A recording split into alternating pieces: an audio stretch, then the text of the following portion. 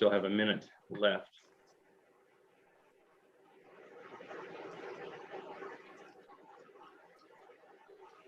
On my calendar, ladies and gentlemen, it looks to be 7 o'clock.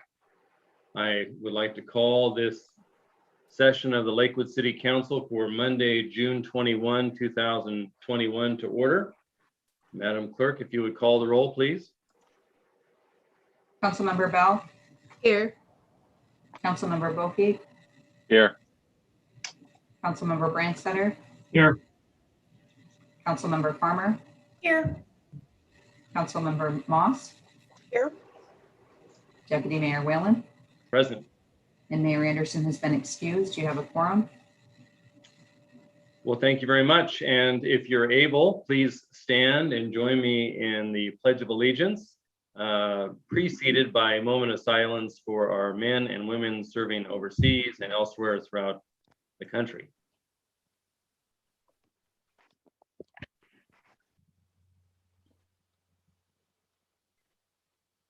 I pledge allegiance To the flag United of the United States of America, to the to the republic for which it stands, one one nation, under God, indivisible, with with liberty liberty and justice for all.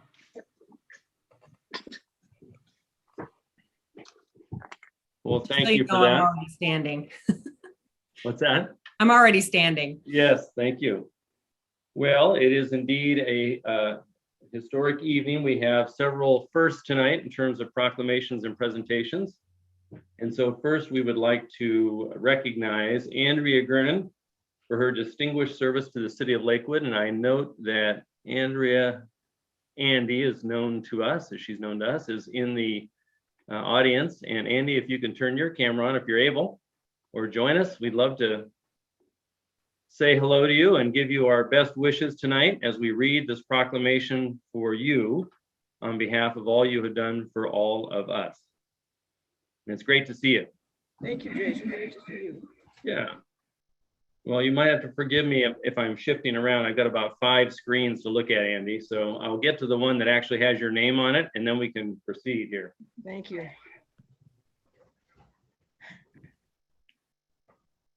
The city of Lakewood is pleased to present this proclamation to Andrea Gernon. Whereas Andrea Gernon has dedicated over 25 years to active community engagement, and whereas Ms. Gernon was instrumental in the creation of communities and schools of Lakewood, whose mission is to help students succeed in school, graduate, and have the tools to succeed in life. And whereas Andy was committed to and instrumental in campaigning for the incorporation of the city of Lakewood in 1996, and whereas Ms. Gernon, in partnership with Dr. Claudia Thomas, connected with America's Promise, a national movement to support children and youth, and initiated Lakewood's Promise in 1997, bringing the movement to Lakewood. Whereas Andy also served on the Lakewood's Promise Advisory Board, committing her time to the 5 promises to children and youth so that they would grow up with the help and guidance of caring adult relationships, healthy childhoods, safe surroundings, effective education, and opportunities to serve others. And whereas through her dedication to Lakewood's Promise ideals, the city of Lakewood was recognized nationally for several years as one of America's 100 best communities for young people. And whereas, as co-chair of Lakewood's community collaboration, Andy fostered a spirit of collaboration by connecting those, including the military, public safety, education, churches, service organizations, local businesses, and human service providers for the express purpose of actively engaging in support of our community. And whereas throughout Andy Gernon's service, she earned the respect of elected officials and other civic leaders for her exemplary leadership, working towards the best interests of Lakewood's residents. And in 2002 through 2003, Andy served the community as an appointed city council member. And whereas, as we celebrate the city of Lakewood's 25th anniversary, we recognize Andy's dedication and inspirational leadership within the Lakewood community and her efforts of building a legacy of compassion and service, which has shaped the character and values of various organizations as we know them today. Now, therefore, the Lakewood City Council, all of us here today, do hereby extend our deepest appreciation to Andy Gernon for her passion, leadership, and distinguished service to the city of Lakewood and its residents. Proclaim this 21st day of June 2021, Don Anderson, Mayor, and he extends his best wishes as well, Andy. So thank you for everything you've done for all of us for so many years. And I hope to say that your work is not done, my friend, but I'm going to give you the floor. All right, Jason, well, thank you very much for that very humbling proclamation. It's amazing to get one of those. It recaps a long history of community activism. And I'm thrilled to get it and to share it with some of my family who are here with me, and also to acknowledge all the people in the community who made it possible, because this was not, this is a team effort and there's no I in team. That's been the kind of hallmark of what I've always done, is to work with others. Many of you know that I'm a tennis player, or have been, and I always like doubles better than singles, because you get a good partner and you can really make a difference in their game and yours.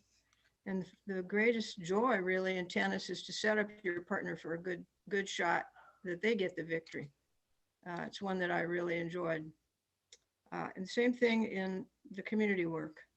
I've always had great partners. First, of course, with my late husband of 49 years, Bill, 4 sons, and that took a partnership for sure.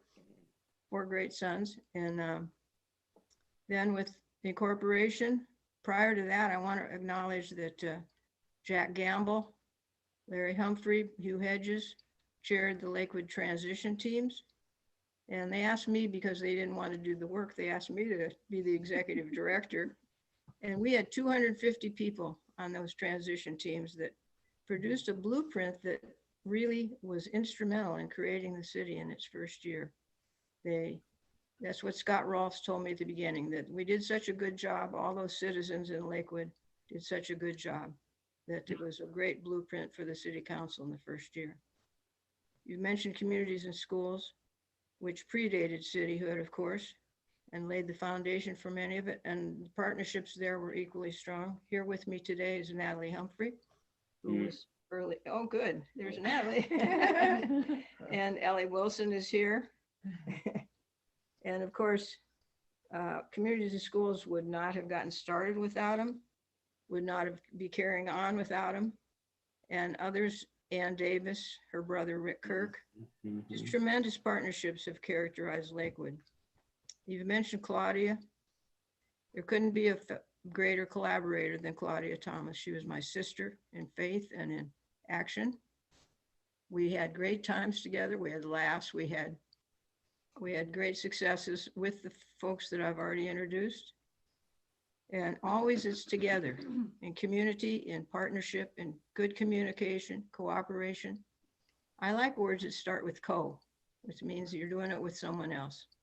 So it's been a great joy. And even later, we brought in Larry Saunders, and he enthusiastically joined us, as you've mentioned, to create the Lakewood Collaboration Community of Promise. And you've mentioned some of the other accolades that we're able to get, but it's always been together. And that's, to me, what it's all about. As I mentioned earlier, there's no I in team. And what makes this a great city is that so many people work together for the success. And nobody really cares about who gets the credit, just work together for the betterment of all. So it's an honor and a privilege to work with all of you and with these people. I thank all of you on the City Council for the proclamation, but also for the work you're doing today. It's pretty thankless at times. I know you've been sitting through planning advisory meetings and stuff like that. It's not always fun, and it can be pretty challenging. So thank you for all that you do for the citizens and the community of Lakewood. Your work will live long after you, and it's been a privilege for me to be part of it. Thank you very much for the proclamation. Well, thank you, Andy. Let's give her an incredible, well-deserved round of applause. Thank you. And Andy, as always, you're able to surround yourself with Lakewood luminaries. My applause goes to the lovely ladies you have with you tonight, and thank them for their service through all their efforts as well. So thank you. I should mention some staff members too. Mary Dodsworth now, before her, Debbie Young, even going back further, Alice Bush, we were all there at the beginning, making these things happen. So it's been a team effort all the way, and I'm just grateful to be part of it, and to the accolades come to the person at the top, but it's not because we didn't share the work. Thanks, Well, Jason. You're very, very welcome. We stand on the shoulders of giants, all of you who came before us and did so much. And you're right, it's kind of like, getting that lob up for the serve. So we keep passing along the racket each generation. So thank you. Thank you very much. Take care. And you can certainly stay with us as we have 2 more historic proclamations, which I think would be Okay. incredibly empowering for you to see us do. And so I next want to invite Councilmember Mary Moss to the podium, the virtual podium, to present Lakewood's first Juneteenth National Freedom Day proclamation. Councilmember Moss. Mr. Deputy Mayor. First, I'd like to say thank you to all of our ancestors that have paved the way for us to be able to present this proclamation today, and to say that Juneteenth is now a national holiday. And whereas Juneteenth is the oldest known celebration commemorating the end of slavery in the United States, and whereas since its origin in 1865 in Galveston, Texas, the observance of June 19th, Juneteenth, as the African American Emancipation Day has spread across the United States and beyond. And whereas Juneteenth reminds us of the horror of our country's past, it commemorates African Americans' freedom, acknowledges the resilience and demonstration that African Americans have shown, and pays homage to those who have paved the road to freedom in America. And whereas Juneteenth is a day to recognize and honor the contributions that African Americans made in our city, state, and country. And whereas Juneteenth is a chance to reflect on the progress that must continue to ensure that all have equal access and opportunities to participate fully in our society. And whereas Juneteenth is marked with celebrations, picnics, and family gatherings, and is also the same time for reflection and rejoicing, assessment, self-improvement, and planning for the future. And whereas people of all races, nationalities, and religions are joining hands to acknowledge a period in our history that shared and continued to influence our society today. Now, therefore, be it resolved that the Lakewood City Council does hereby acknowledge June 19th, 2021 as Juneteenth National Freedom Day, and urge all residents to become more aware of the significance of the celebration in history and in the heritage of our nation and our city. Proclaim this 21st day of June 2021, signed Don Anderson, Mayor. Thank you. Thank you, Councilmember Moss. Appreciate that. Thank you very much. Well, in light of the continuing march to ensure equal access and opportunities for all residents to fully participate in the very meaningful progress we've made here in the city of Lakewood, I invite Councilmember Farmer to present the city's proclamation to acknowledge and celebrate Pride Month here in the city of Lakewood. Councilmember Farmer. Thank you, Mr. Deputy Mayor. It is my honor to be able to declare this month Pride Month in the city of Lakewood. So whereas the city of Lakewood supports the rights of every resident to experience equality and freedom from discrimination, and whereas all people, regardless of age, gender identity, race, color, religion, marital status, national origin, sexual orientation, or physical challenges, have the right to be treated on the basis of their value as human beings. And whereas the city of Lakewood accepts and welcomes people of all backgrounds and believes a diverse population leads to a more vibrant community, and whereas lesbian, gay, bisexual, transgender, and queer LGBTQ+ communities contribute to the cultural, civic, and economic successes of the city, And whereas while we as a society are embracing new definitions of sexuality and gender, we must also acknowledge that the need for education and awareness remains vital to end discrimination and prejudice. And whereas Pride is a time to recall the trials the lesbian, gay, bisexual, transgender, and queer community has endured, and to rejoice in the triumphs of trailblazing individuals who have bravely fought and continue to fight for full equality. And whereas Pride is both a jubilant communal celebration of visibility and a personal celebration of self-worth and dignity.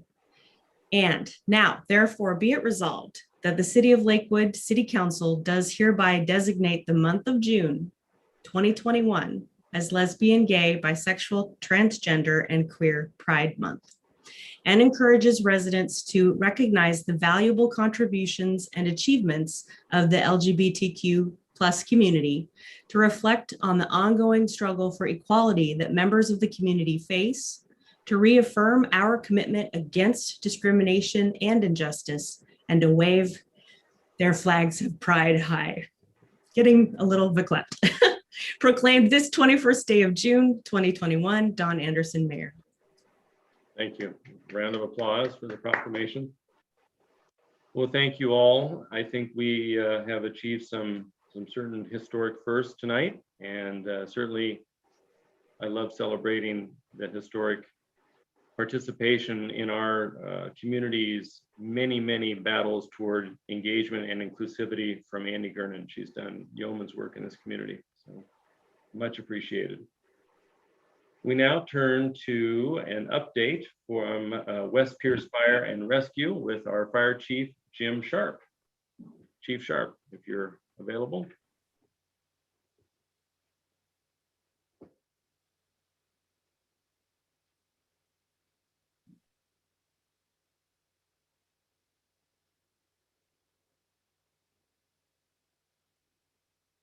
I see a shield down there.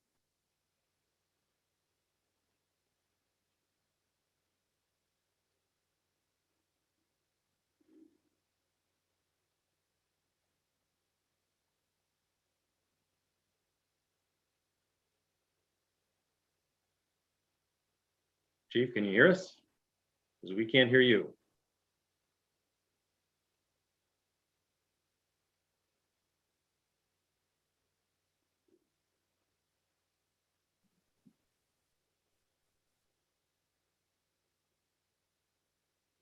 Chief Sharp, it shows that you're with us, that you do have audio and video, but both of those are turned off. There he is. There we go. Sorry about that. Oh, apparently I'm sitting in the same spot as Mary Moss.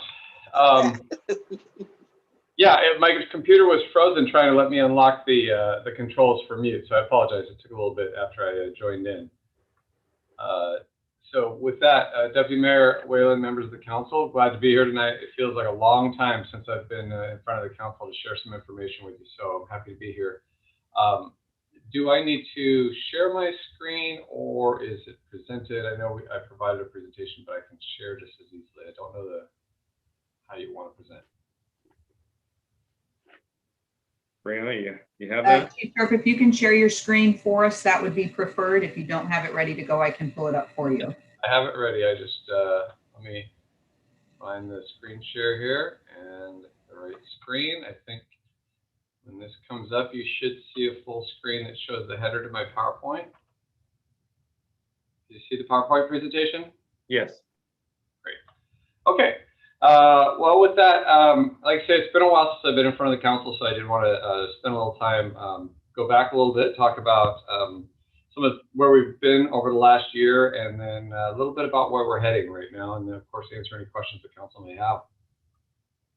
Last year, as everyone knows, was a big challenge for everyone. For us, we had about three primary challenges that we were faced with throughout the year. And obviously the COVID pandemic lasted throughout the entire year and it's still kind of ongoing, unfortunately getting much better. But we also had some unprecedented wildfires on the western side of the state, especially in Pierce County. And that was something we're really not used to here in the west side of the state.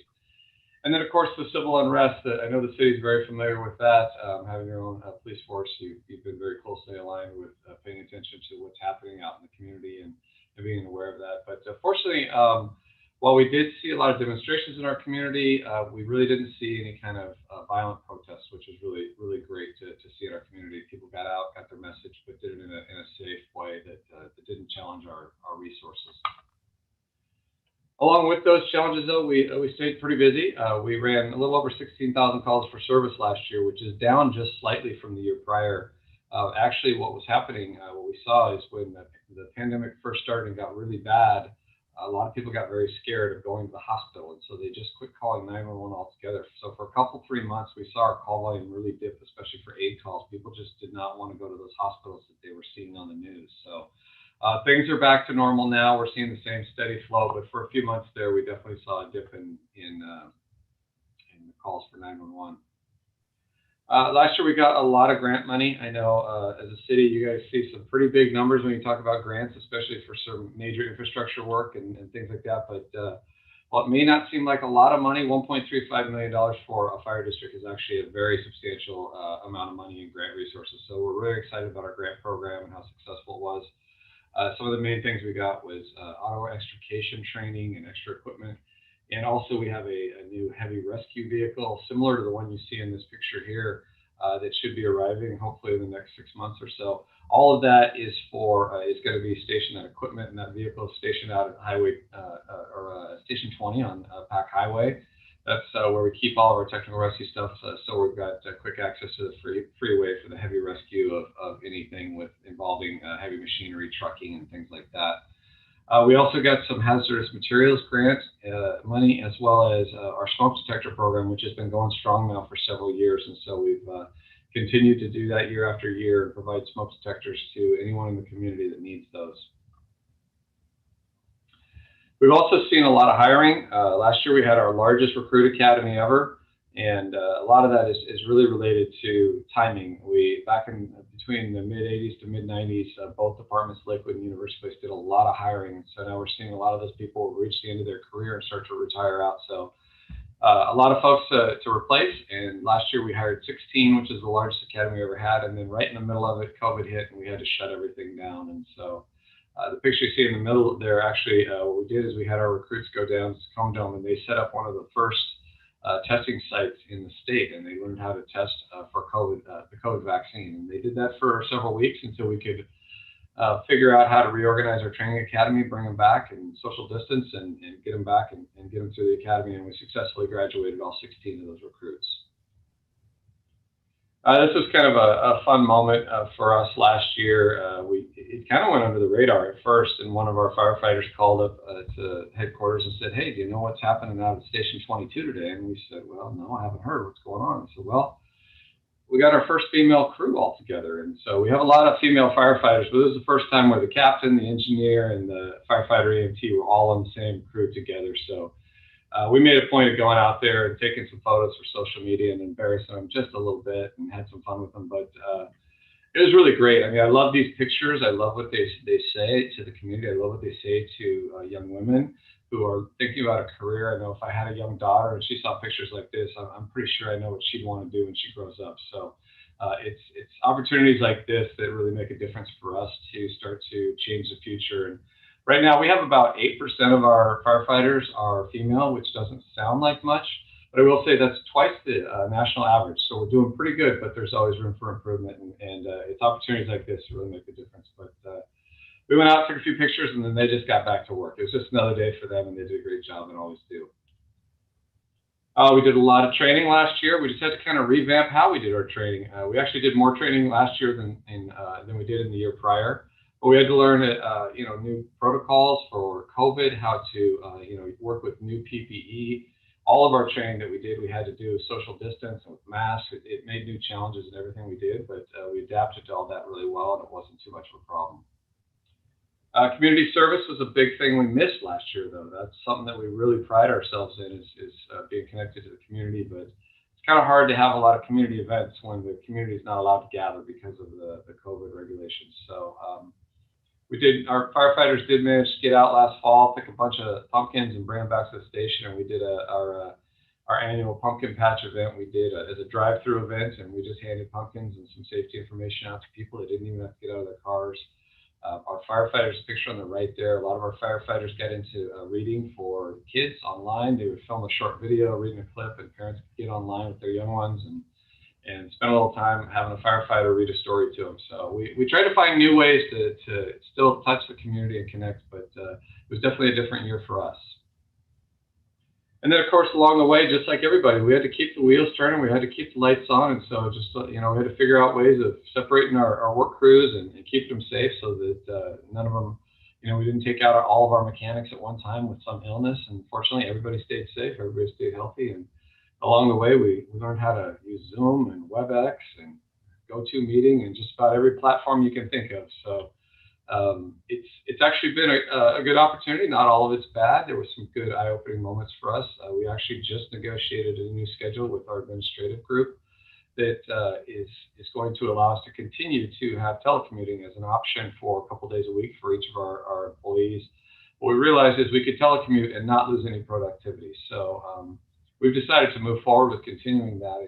It goes right along with one of our goals within our strategic plan to develop sustainable practices and try to reduce our environmental impact. So, cutting down on some commuting time is a great way to do that. So we're gonna continue to utilize a lot of these virtual platforms that we've learned over the last year. We've learned how to do them well, and we realized we don't have to travel as much for training and for work and to be in the office every day. And along the way, we even found some time to get ducks out of the drains because everybody likes it when the firefighters can get just a few little cute ducks out of the drains. As we move forward, though, we got a lot of great things in the works. We have a 2015, we started to notice a lot of increase in our call volume, rapid double-digit increase in call volume, and it was all centered around emergency medical services. Specifically, it was low acuity care. It was for people that were calling for routine medical needs, routine care, or very minor injuries. And it was really starting to tax our system. And our 4 ALS paramedic units that we had on the road, they were going to a lot of calls that really weren't what they were designed to do. They weren't on advanced life support. And so it was really starting to stretch our resources. So we decided to go ahead and pull together a committee to build a strategic plan for our EMS programs. And they came out with several very good recommendations that we've since started to work on implementing. Here's a brief timeline. I won't spend a lot of time on this, but you can see we kind of kicked things off in 2019, right up until today. We're still implementing a few new programs, but we've made major changes to our response model, and our levy was passed in August of 2019, which helps support all these funds that'll eventually put some of these new resources on the street. And I'll talk a little bit more about those.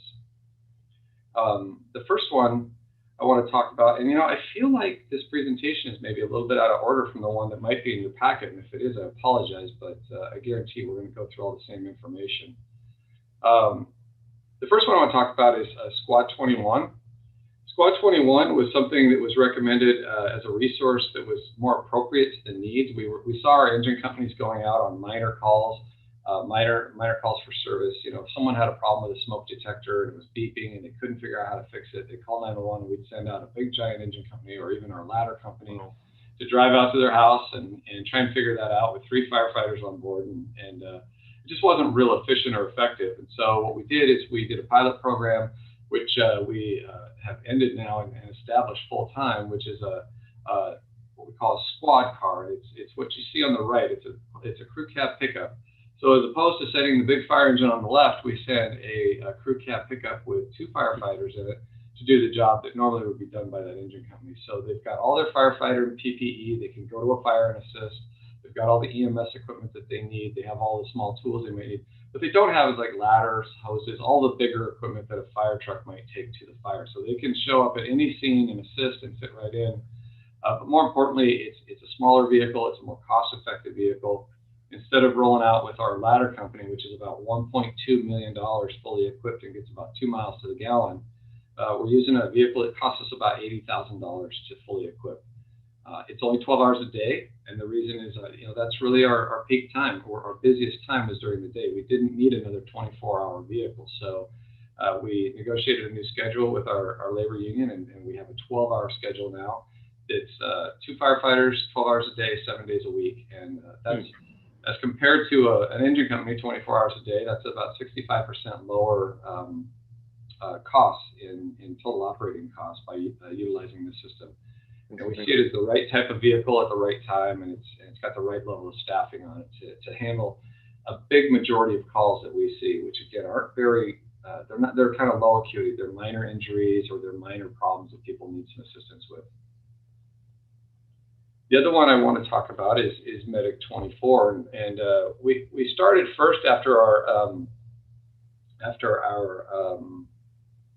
strategic planning committee got together. It recommended that we try a basic life support transport vehicle. Again, our call volume was increasing exponentially for basic life support, and calls like sprained ankles or someone that has had a cough for 3 days and it's just kind of irritating and they don't want to go to the doctor. They'd rather call 911.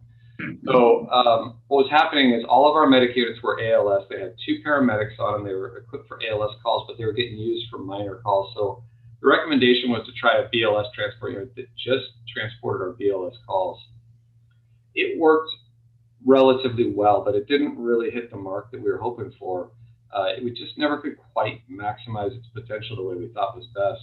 And in the end, when we did crunch the numbers, what we realized is we would, to make the system work correctly and efficiently, it would take about 2 basic life support transport vehicles every day to handle the workload.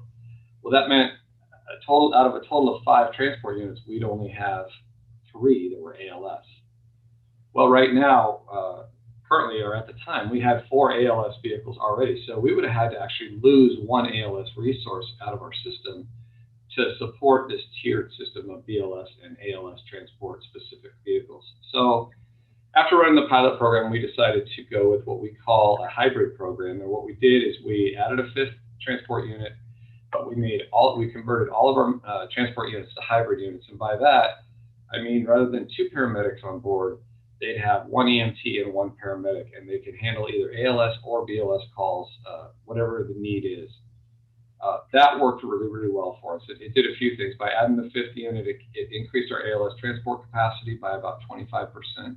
We now have a ALS capable transport vehicle in all 5 stations, in 5 of our stations out of 6. The only one that doesn't is Tillicum, and that's mostly just call volume driven. It just doesn't generate enough calls, so we respond out of another station for that one, but they do have ALS on their engine. The really nice thing about this is, again, if we would have gone with a tiered system, we would have only had 3 ALS, and if we had a major incident that required multiple advanced life support transports, we would have had to call for mutual aid resources for that. Not too long after we put this in service in March, just about a month or so, 2 months ago now maybe, we had a serious accident in University Place, and we had 5 critical patients in the car, and all 5 of them needed to be transported immediately to the trauma center. We were able to pull all 5 of those transport units in, and because they're all ALS equipped, they were able to take all 5 of those patients immediately with no need for mutual aid to come in and assist us with that resource. So while we don't like to see that happen, it was really nice to see that the system actually worked as designed. That when we needed it, we had that extra depth of resources, and we didn't have to worry about calling in for extra help. So Medic 24 is located in the Oakbrook station. So that was the one station that didn't have a medic unit. It had one there occasionally part-time, and now it's got a full-time medic unit there 24 hours a day with ALS and BLS capable resources. What I don't touch on here, I do apologize. I realize this is not the program that's in your council packet, so I apologize. It's a little different one that I gave to one of our civic clubs recently. But the one thing I don't talk about in there also is that what's still forthcoming is what we call Connected Care, and that is in your packet there. You'll see a description of our Connected Care program. CARE is an acronym for Community Access, Referral, and Education. And so what we were finding was a lot of people were calling 911 because that's the only resource they really knew. But they didn't need medical aid. They didn't need an emergency room. They didn't need an ambulance transport. They were suffering from a mental health issue or substance abuse disorder, or they were homeless and they've been out in the rain for 3 days and they're just cold. or perhaps they're elderly and don't have any family around, and they're just lonely, quite frankly. People would call, and so we're having people that were calling over and over and over, high utilizers that would call, 10, 20, or maybe 30 times in a month, and they didn't need resources of a hospital. But as a fire department under state law, really that's the only place we can take them. So we could have someone that's having a mental health crisis, a family member calls for us, we show up. Really the only option we can do is take them to the hospital. We don't treat mental health issues. The hospital doesn't really treat mental health issues. So they would just get put back on the street, and maybe 2 days later they'd be back in crisis. What they needed was intervention that was going to help them with their needs. And so our connected care position, which is one we're working on right now, trying to get implemented, is a single resource that we have embedded in our emergency medical division. And when our folks go out and they see someone repeatedly, and they know they don't need medical aid, but they know they need some resource, this individual would be able to go out, make contact, and work with them and get them connected to the right resources, so they won't call 911.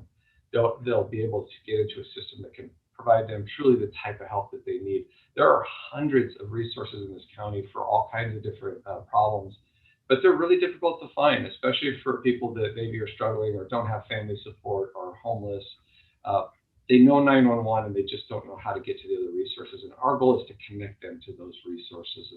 And I'm really looking forward to that program getting off the ground, because I think it's going to make a big difference. We've done it internally as a pilot program just with our existing staff, and there's only so much we can do. We're really limited on how much we could do, but in a few cases we were able to intervene just to kind of see how it worked. I'll give one good example. We would have an elderly person that was just lonely, had no family, and would call us. Quite frankly, they'd call us very regularly. They'd call 911 late at night, middle of the day, all hours, and they really didn't have anything wrong. And it was pretty clear to our firefighters that they were lonely. They were just looking for someone. They had no interaction with the community or with other people because they were in their home all the time. So we connected them with a group called Guardian Angels, which is a faith-based group, and they go out and all they do is they spend a couple days a week just visiting someone. They just go out and visit with them for a little while, and that was all it took. We connected them to one organization. They started going out, visiting with that person, and overnight their 911 calls just ended, as if they had moved away. And so there are great resources that can make a difference in people's lives, but the fire department isn't always the right resource, and we recognize that. So we want to connect them to the right one. And so again, you'll see some information about connected care. You should see that in your council packet with the packet that I had sent over earlier. I apologize that I pulled up the wrong slideshow here. They all look so similar. I didn't realize till I was already into it, but that's essentially the entire presentation. I wanted to give you some of those insights into where we're heading and where we've been, and I'd be happy to answer any questions of the council. Well, thank you, Chief. Any council members with questions for Chief Sharp? The update? If not, Chief, I have a couple of mini questions here. I know it's a hot evening and most of us rue the day when we never obtained air conditioning for our homes, like us, in those 5 days we need it. But are you getting calls for service for heat-related issues for our elderly populations? No, not that I'm aware of yet, but it's interesting that you bring that up. We were just speaking about that earlier, that seeing the heat indicator, and you're looking out about a week, we're looking about bumping 100 degrees, and that's crazy to think of that in June. And so we are thinking about that, and if we start to see that, obviously we'll take steps if it starts to become a major problem, but hopefully it won't. The other concerns that we have, obviously, leading into fire season is just that this fire season is shaping up to be another one similar to the last couple of years, where Western Washington is really going to be challenged with a lot of dry weather, low humidity, and high fire risk. So one of the things that we're working on right now, which I never thought I'd see in my career, is a training program that's getting baseline training to all of our firefighters in wildland urban interface training, which is not something typically you would think in Western Washington, but we've realized that the trend has been going that direction for many, many years. It's not turning around. Summers are getting hotter, drier, earlier, and so that's just a new part of our business model, we have to start training in a little bit more frequently and getting more equipment to deal with, because it is a bit of a different, it's a different task to do wildland urban interface fires than it is to do structural fires. So we're right now building a training program for that too. Well, as we head into the 4th of July weekend with our new restricted time frame for fireworks in Lakewood, we'll look to you for feedback on how this season went and what the calls for service were, and hopefully everyone stays safe and sane. Well, in the fire service, we always hope for a nice, beautiful 4th of July because everybody enjoys that, but we hope that it rains a lot the 24 hours prior. Yeah, exactly. And since those photographs showed you cuddling ducklings so well, you know, I've got about 30 goslings over here. So if someone wanted to, you know, come cuddle the geese in my yard, that would be great. Take them somewhere else. Thank you again for your presentation, and we wish you the best. Mr. I think you have Councilmember Brandstetter with a hand up. Aha, I see him. Mr. Brandstetter. Yeah, thanks, Senator. Chief, early on in your presentation, you mentioned that you were expecting delivery of a technical rescue vehicle, and you showed us a picture of Everett's. But could you tell us what's the capabilities of that vehicle?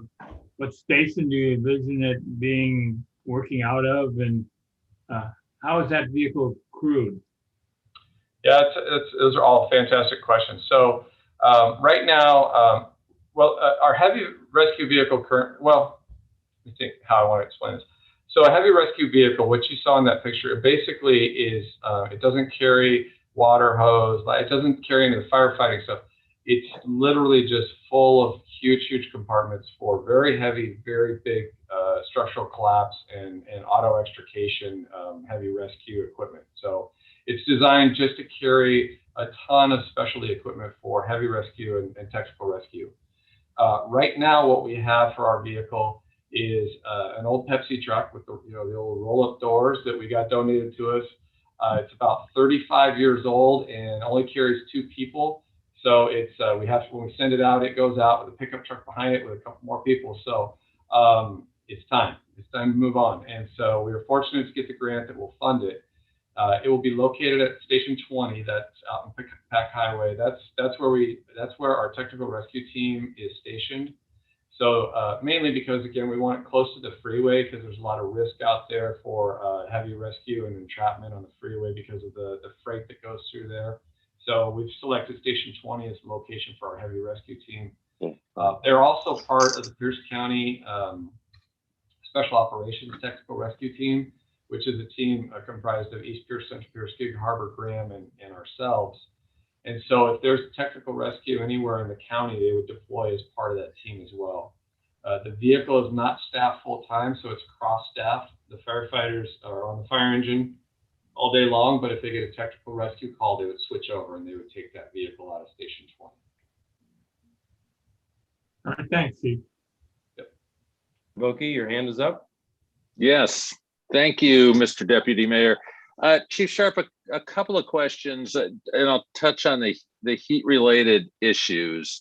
At what point in time do you think we would need, or at what temperature, I guess, do you think we would need cooling stations? And I mean, do you as a group have something in mind of if the temperature ever broke 100? Because a few years back it did break 100,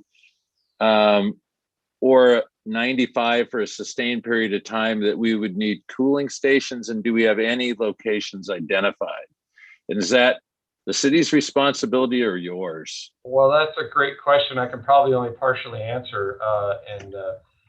So there's probably a few factors that would work into it is the heat index, the length of time that it's been hot. I mean, one day it's over 100 and it cools back to 75, the next day you're okay. So length of time.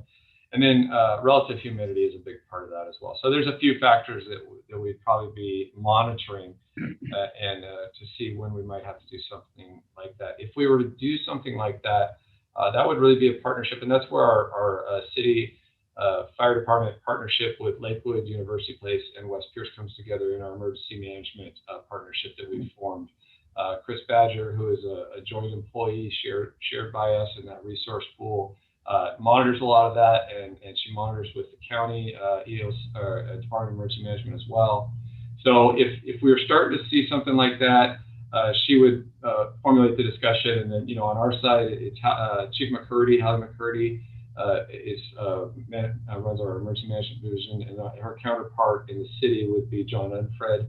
And so they would start to have those conversations again with Jennifer Hales from the city of UP, and they would make some kind of probably a joint determination if something like that needed to happen. But we are well positioned in that we have that consortium, because it helps us be prepared for these kind of things, quite frankly, that don't come along very often, but when they do, they're a critical need for the community. Okay, so really, if it happens, you think that we have the infrastructure in place, at least from a people perspective, to be able to do something in fairly short order? Absolutely. Okay, so one more question. MCERT that comes in, I think it comes into Lakewood. It comes from Central Pierce, I believe. And can you tell us a little bit about your interface with them? We do use MCERT. MCERT's a resource that we can use with certain categories of our patients that we see for mental health issues. It does come out of the Central Pierce area. It's somewhere off 112th, I believe, in that general area, somewhere maybe near the patrol office. It really doesn't matter, I guess. But so we don't see it quite as often because it's not located in West Pierce, but we do get it occasionally. Our firefighters, when they need it, they call it. I've heard good things about the ability to utilize it and have it as a resource, but it's not a primary resource that we see, regularly. Certainly don't see it as much in the north end towards University Place, because again, it's just further out of position. And it's just one resource to help in that one niche, and that's what we're finding is there's a whole variety of different needs out there in the community, and so you kind of have to have multiple different tools in your toolbox, and MCERT is definitely one of those tools. Okay, thank you.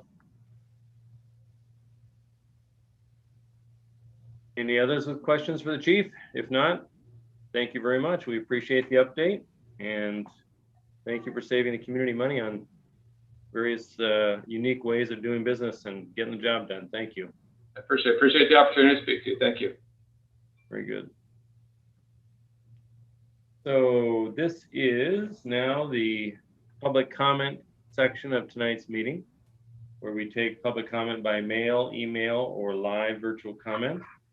Comments may be sent in advance by mail or email to Brianna Schumacher, the city clerk at 6000 Main Street Southwest here in Lakewood, 98499, or via email to her email address at bschumacher, SCHUMACHER, at cityoflakewood.us. Comments received up to an hour before the meeting have been provided to the city council electronically, and Ms. Schumacher will read the names of those who have submitted comments in advance. Deputy Mayor, we received comments in advance from Christina Minetti and Matthew McCarthy. Those were emailed to the city council in advance of this meeting. Thank you very much. Those of you out there in the virtual world may submit virtual comments, live public comments tonight. You can join the Zoom meeting as an attendee by dialing in at 253-215-8782 and enter the meeting ID number, which is displayed on the screen here, 868-7263-2373, or visit us via zoom.us and enter the meeting ID reflected on the screen, which is 868-7263-2373. Please enter your name or other chosen identifier. Use the raise your hand feature to be called upon. And when you're unmuted, you'll have 3 minutes to speak. Please provide your name and city of residence so we can create a record.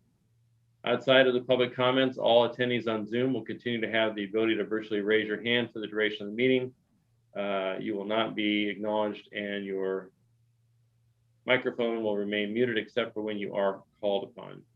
With that said, are there any individuals out there who would like to address the council during this public comment period, other than the written comments we received via email? I have 2 hands up. First, we have a Penny Christia. If you'd like to unmute yourself and take you off screen. You are up. Oh, hello. Hi.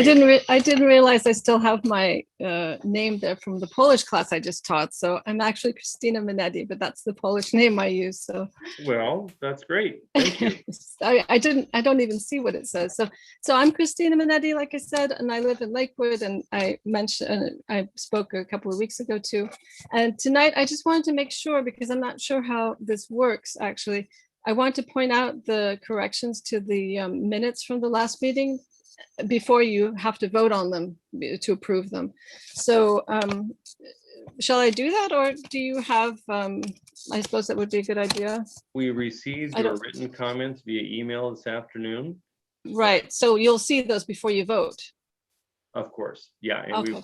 you'll hear in a moment, but we'll likely take them off the consent agenda for review and consideration of your comments, so we can Okay. edit them appropriately before the vote. But you're welcome to Okay. you've got 2 minutes. If you'd like to walk Um, through those, you're welcome to.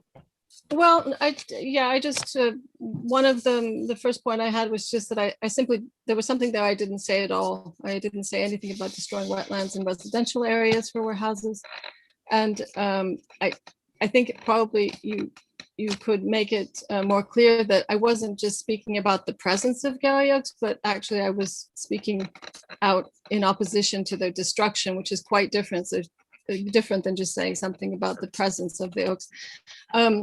Also, in general, I think all of the comments, it could express that actually we were opposing something instead of just saying like randomly something about zoning.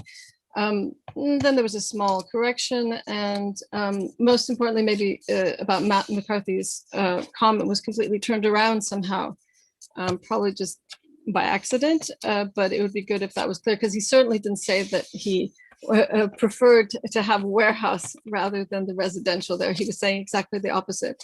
And then I also had just a small correction from the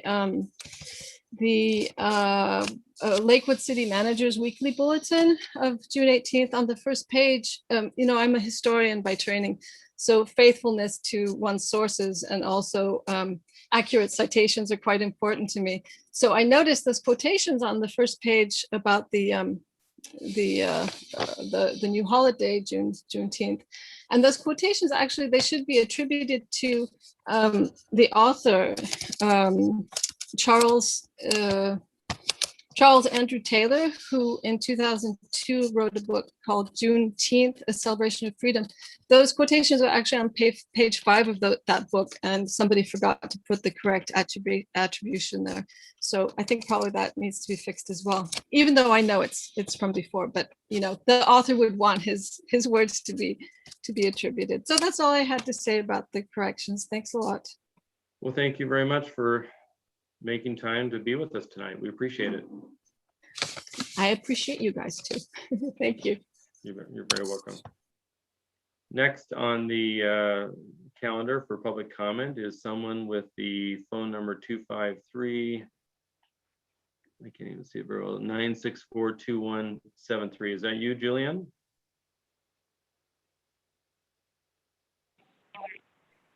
Hello, Deputy Mayor Whalen. This is Julian. Yes, indeed. Can you hear me? I can. That's great.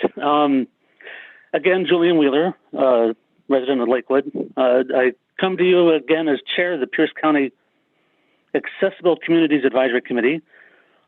Just to let you know that we have our next regular session coming up. And again, it's going to be on Zoom, Tuesday, July 13 at 9 o'clock in the morning. And we are going to continue these remote attendance capabilities for as long as possible, since for us, accessibility does not just pertain to an emergency like COVID-19. We are looking for new members and new ideas, and we love to get as much input as possible from people throughout Pierce County, and of course, as I would say, from my own hometown of Lakewood. The young lady who spoke first, Andy, who I bump into at the Lakewood Family YMCA on occasion, she said there is no I in team, and I agree. Although if you turn it around and turn it upside down, you might see the word me. But the whole point of that stupid joke is that when you're looking at the sense of helping advance rights, you got to start with yourself at times. And if you are a person in a wheelchair and you cannot get around otherwise, if you are trying to get around and maneuver through a place like Whitman Avenue or Bridgeport Way, Gravity Lake Drive, Stelcombe Boulevard, or Union, if you want to go to a meatball restaurant, ribbon cutting, for example, you would certainly understand the challenges. And just thought I'd say that, other occasions may arise. And relating to some of the things that I've listened to tonight, there are things that we can help with the local fire department, so they don't I know they don't want to duck, no pun intended, their duties to everyone, including people with disabilities.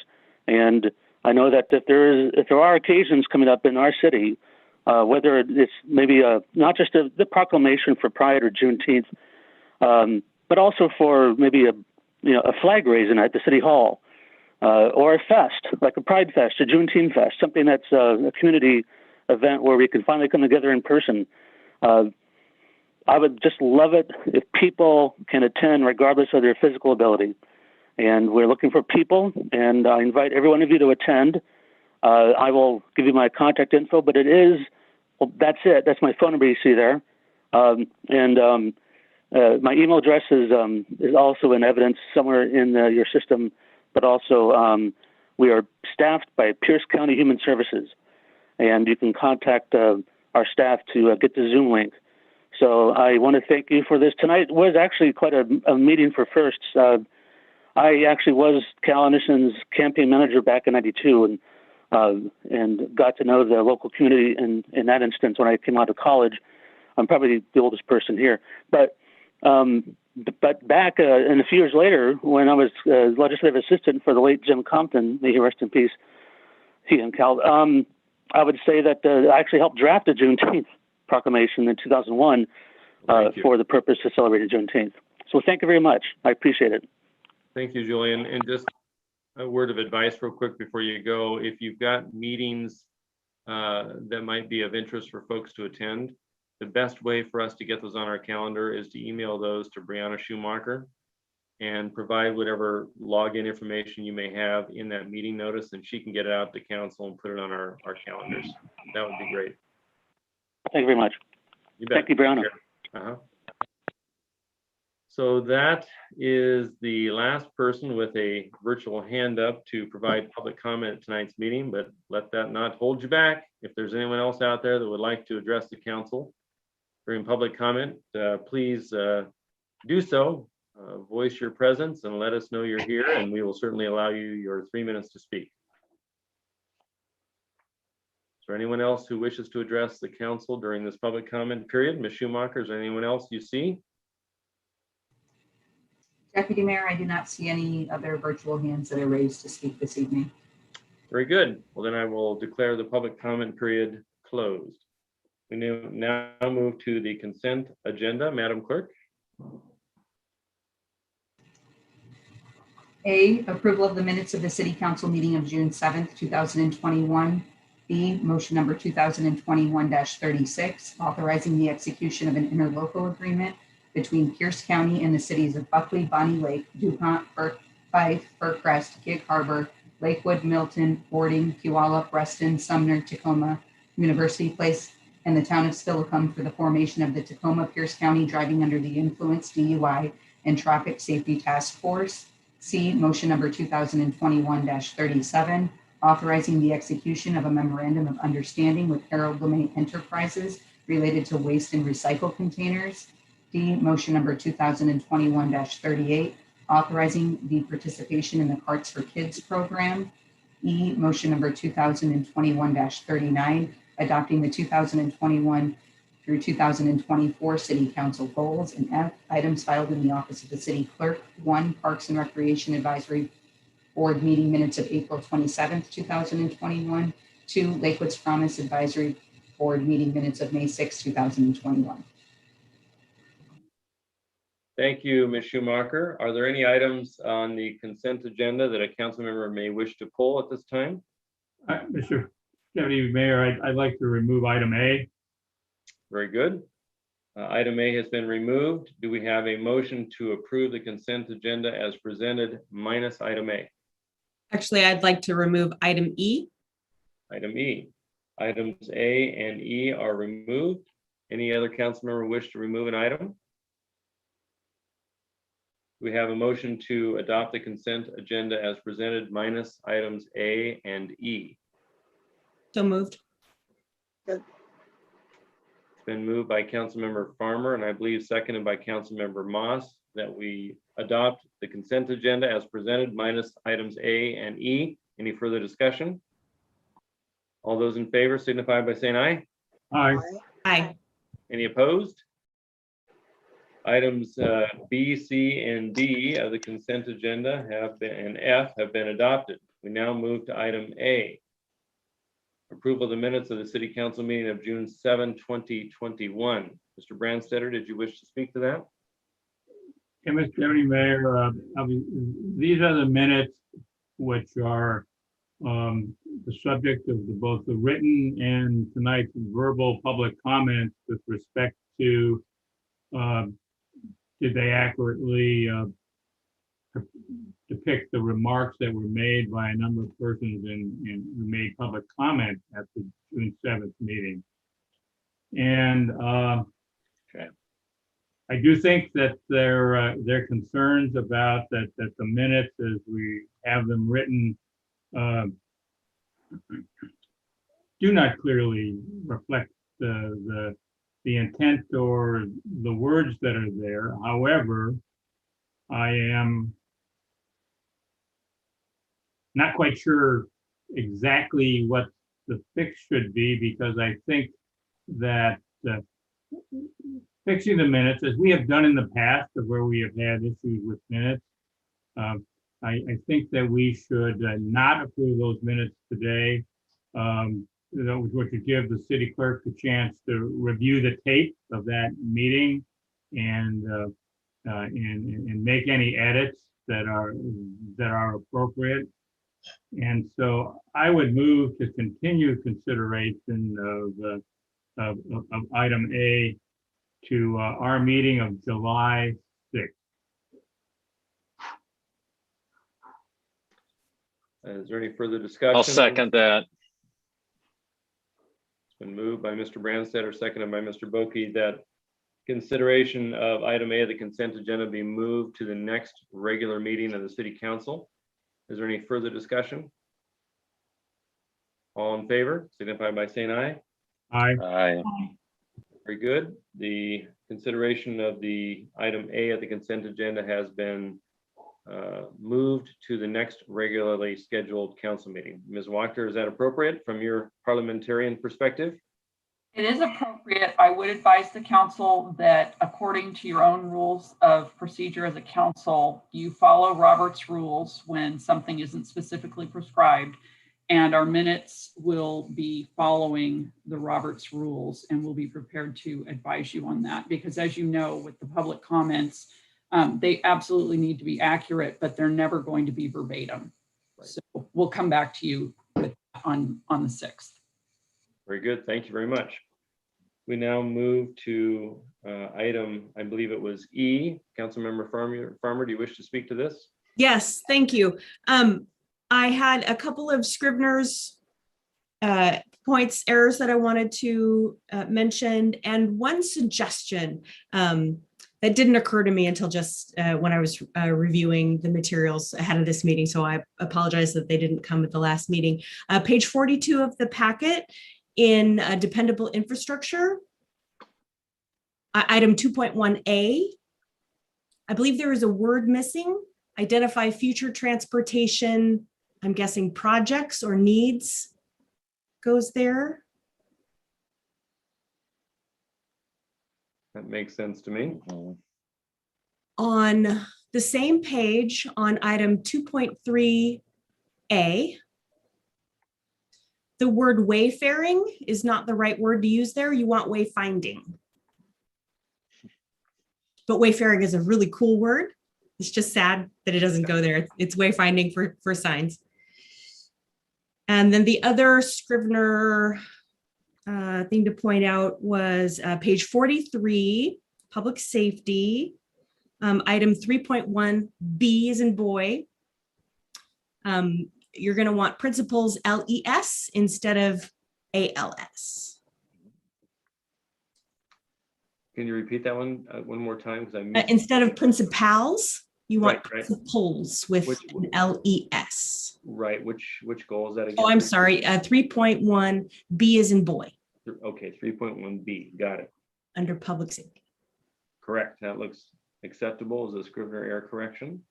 Yes. And then I had one suggestion. If we back up one page to page 42, back to dependable infrastructure, I love how we added in 2.4, B as in boy, we added update the non-motorized plan. I love that. And it got me to thinking, because I know we're having discussions with the Parks Committee on park signs and a city sign standard. And I'm wondering if how the council feels about adding to 2.3A, back where we had wayfaring, if we added a second sentence there that simply read, adopt a sign standard,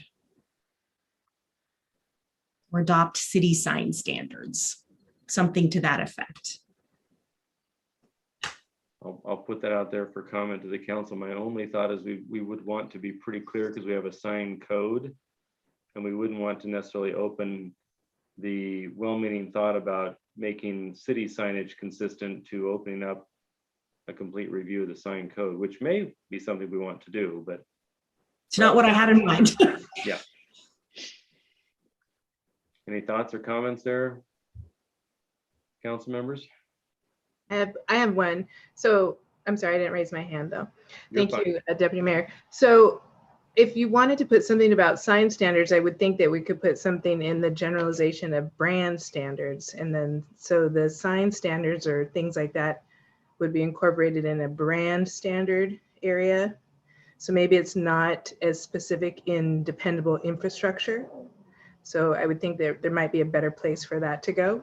And then you wouldn't mess with your, what you were talking about, Deputy Mayor, about the signs policy. That's a good point. The Shannon Kelly is an attendee. I don't know if she wants to come on board and chat with us while we go through this process.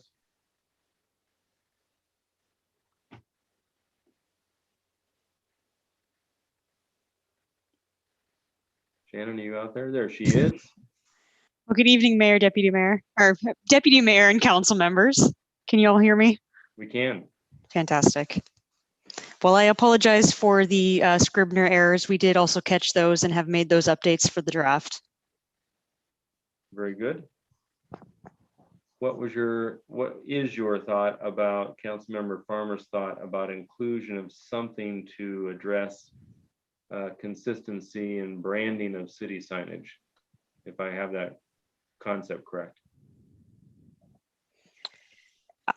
We could absolutely incorporate something to that extent into the robust community or the transportations or transparency section, excuse me.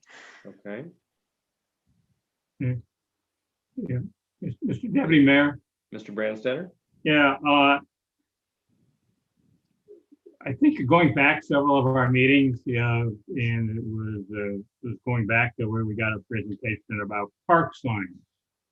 And we talked about they were looking at signs, and we talked about branding and asked them to go back and look at it because we wanted some consistency in it to be able to go through and do that.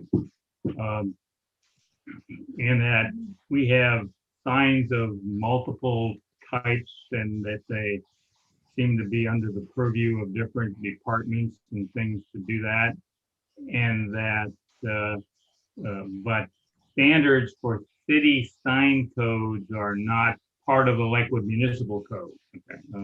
They're something that goes on. And so I think we have started that work by looking at the group that is most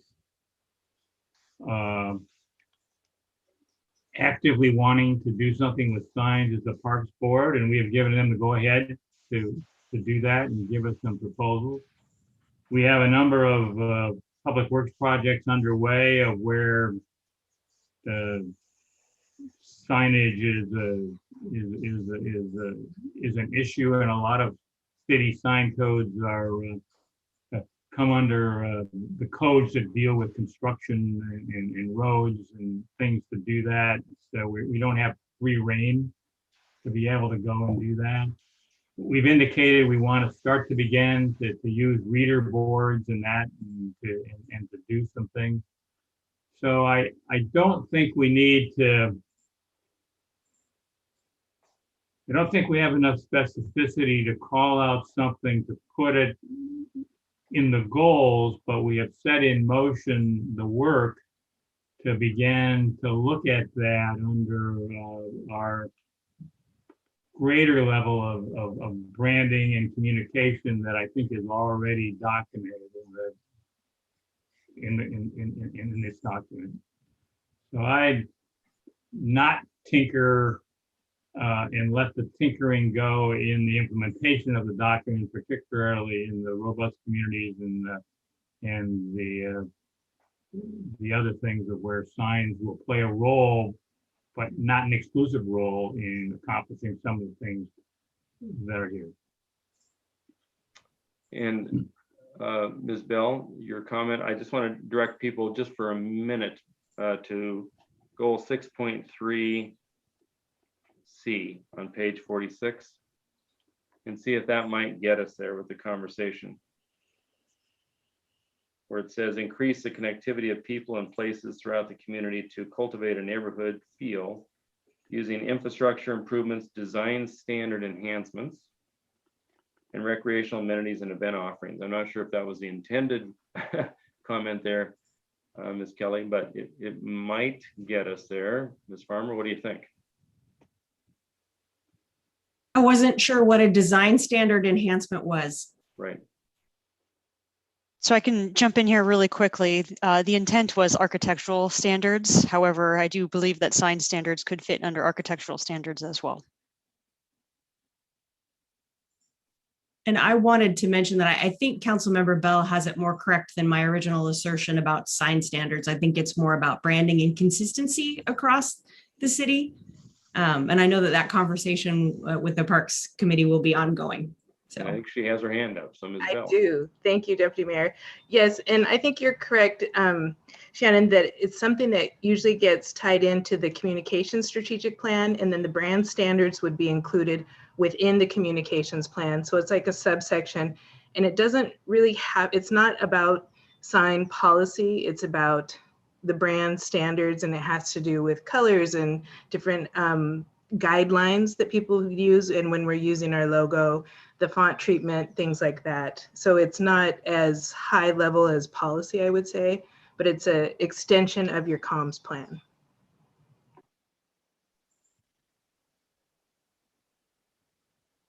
So maybe in the transparency goal, we can figure out some language there where, for example, 5.1C. Right. Yeah. So it looks like 5.1A does speak to create and implement a communication strategic plan.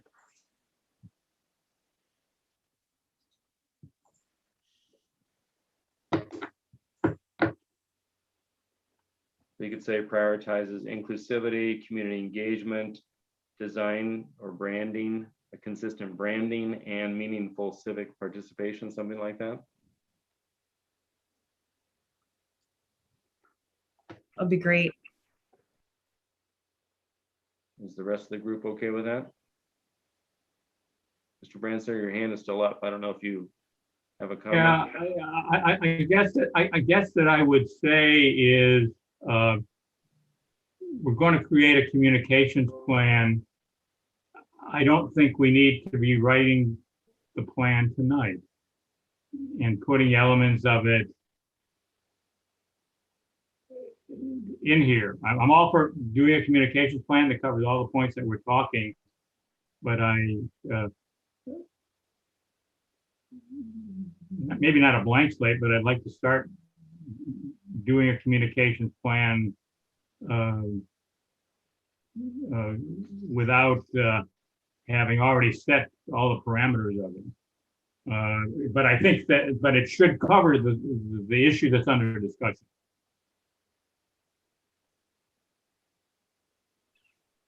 My thought under 5.1A is just to put something maybe at the end where it says community engagement and meaningful civic participation. We want to have community engagement, comma, meaningful civic participation, comma, and maybe consistent city branding or something as simple as that.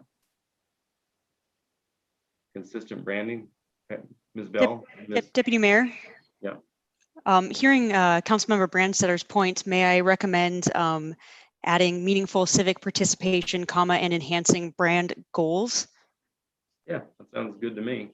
Ms. Bell, are you good with that? Yeah, I do. I like that because typically, like I said, brand standards are just a subsection within your comms plan. So that would just be, like you said, Councilmember Brandstetter, it's, you know, those are in the deeper details. So just mentioning those kinds of words like a brand standards within that sentence, I think would be sufficient.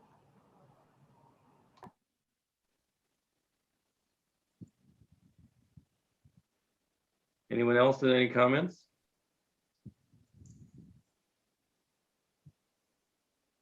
I only had one little fly speck in the pepper under robust and community activity, that particular one on page 46.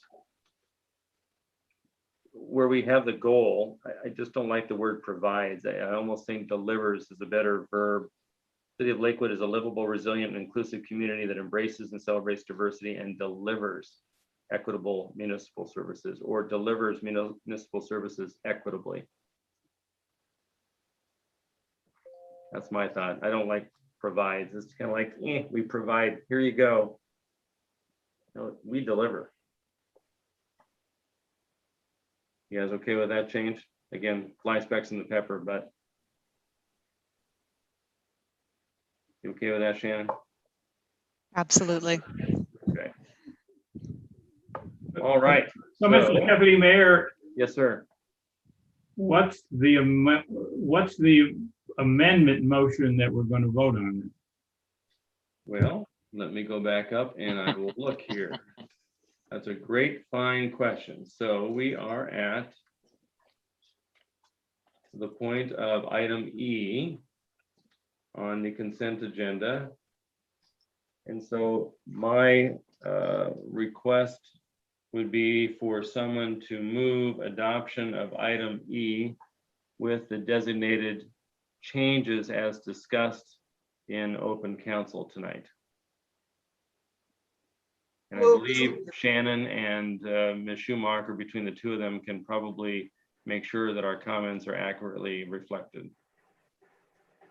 I'll second Councilmember Moss's motion. Then moved by Councilmember Moss, seconded by Councilmember Farmer, that we adopt item E of the consent agenda with the discussed language tweaks and Scrivener error corrections tonight. Any further discussion? All those in favor of adoption of item E, signify by saying aye. Aye. Aye. Any opposed? Consent agenda item E, the city's goals for 2021 through 2024 has been adopted with slight amendments. Thank you. We now move on to the regular agenda. First, we have unfinished business. Mr. Caulfield, do we have any unfinished business to attend to? There is none, Deputy Mayor. How about new business? There is none this evening, Deputy Mayor. Thank you, sir. How about the floor is now yours for reports by the city manager. Thank you, Deputy Mayor and council members. First off, I'd like to call upon our Economic Development Manager, Becky Newton, to give you an update on where we are with contaminated properties. You may recall earlier this year, the City Council was provided with a report on all of the contaminated properties as identified by the state here in Lakewood. And as a follow-up to that, the council asked us to focus on the 5 properties that are located within the Central Business District.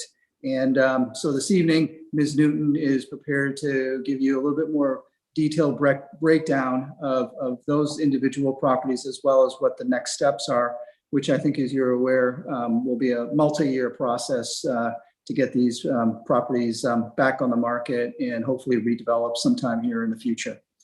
With that, Ms. Newton. Thank you, Mr. Caulfield. Good evening, Deputy Mayor Whalen and members of council. As Mr. Caulfield mentioned, we did present a preliminary overview of all of the sites that are contaminated here in the city of Lakewood. That was done in March 22nd. This was an introduction to the 36 sites. It also showed the 18 sites, or a list of the 18 sites that have been cleaned up so far. The preliminary report reviewed the types of sites, locations, status, as well as the process, and also what the city is doing and what we can do about it. And so this evening, I'm going to go ahead and share my screen, which will be showing you, starting on page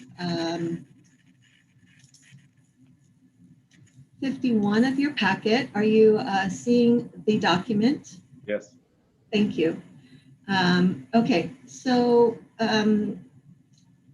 starting on page 51, so the purpose here this evening is to show the costs, benefits, and potential economic impact and risk to the city for each of the properties that we've done some further analysis on. A follow-up assignment was requested from the preliminary site analysis to look at the downtown sites, which there are 4. And in addition to that, staff has added one other site to the project because of its proximity to the downtown and risks to the city. And then also keeping in mind that the downtown sub-area plan, which was adopted on October 28th, or October 2018, prioritizes revitalization of the downtown area. And it's also expected to take on more than 90% of the commercial development going forward over the next 20 years.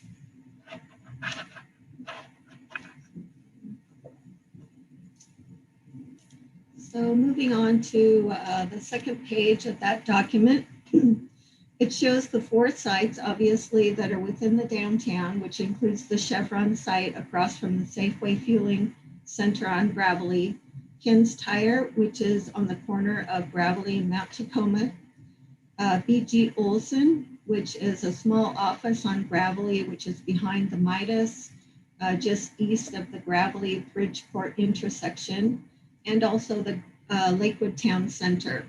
The 5th site is called the Swan Properties, and this site was added because there is a significant development that is in permitting right now.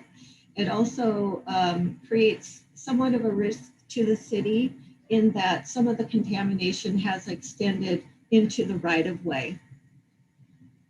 And then for the purpose of this assignment, we looked at the following assumptions.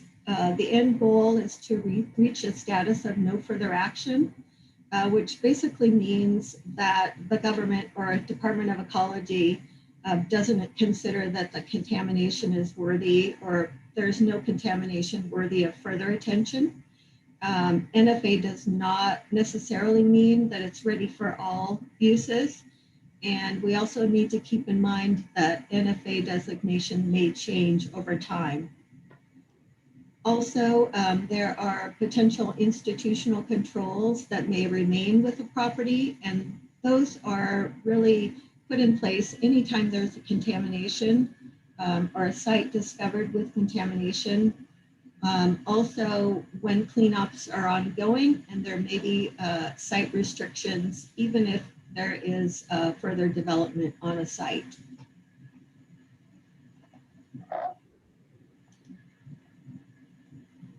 And then looking at the benefits to cleanup, obviously there are great benefits to cleaning up these properties, returning the properties to full beneficial use, improvement for the environment, health and safety, as well as fostering redevelopment and allowing for daily professional goods and services to be sold within the city.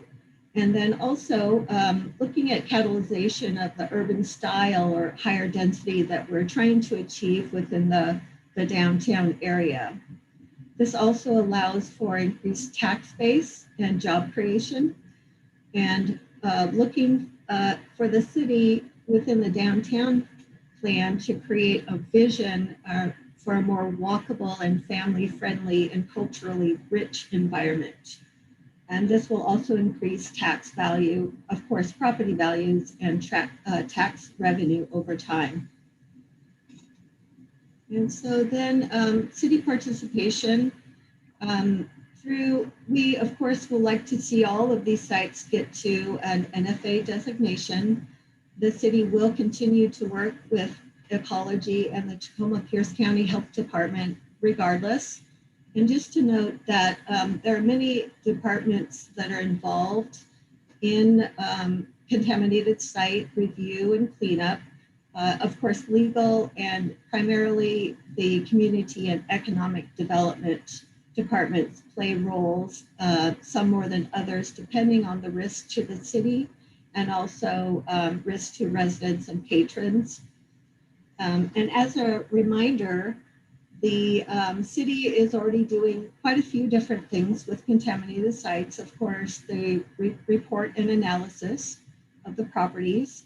We're also working with various agencies, and Public Works Department works with hazardous spills as they occur or when they do occur, coordination with code enforcement, and also monitoring regulating sites for redevelopment.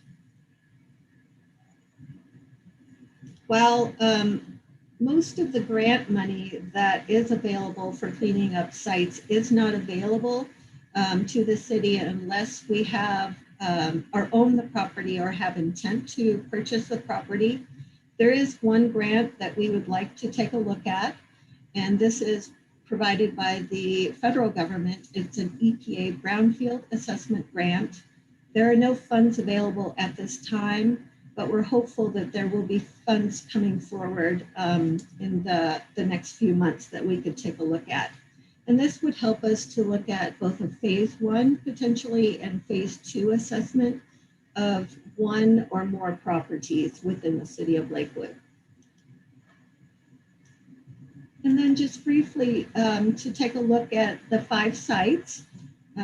So the first site that I'm going to talk about is the B.G. Olson site, which is at 9152 Gravelly Lake. It's a very small site. The background on this is that there was a heating oil spill many years ago. Some of that has been cleaned up. However, we know that there is still contamination that exists on the site. So the current status is still listed as awaiting cleanup. It's just important to note also that the cleanup costs that we're presenting this evening are not city costs. These would be costs to the property owner, and if there is a developer involved, typically these sites do get cleaned up by the property owner and or the developer. Also to mention, looking at economic impact, this property is fairly small. We don't expect that, and we don't anticipate any redevelopment. So we assume that there won't be any change in the economic impact to that site at this time. And the risk to the city is minimal, but we should be monitoring that site should there be any redevelopment activity that occurs. A city action item that we've identified is that we need to talk with the current owner and also work with ecology to perform a current site assessment. And the timeline that is shown on each of these sites is just to show what ecology has noted for what has been done to date on these sites. And then moving on to the Chevron site. This site is a larger site. It's 1.25 acres.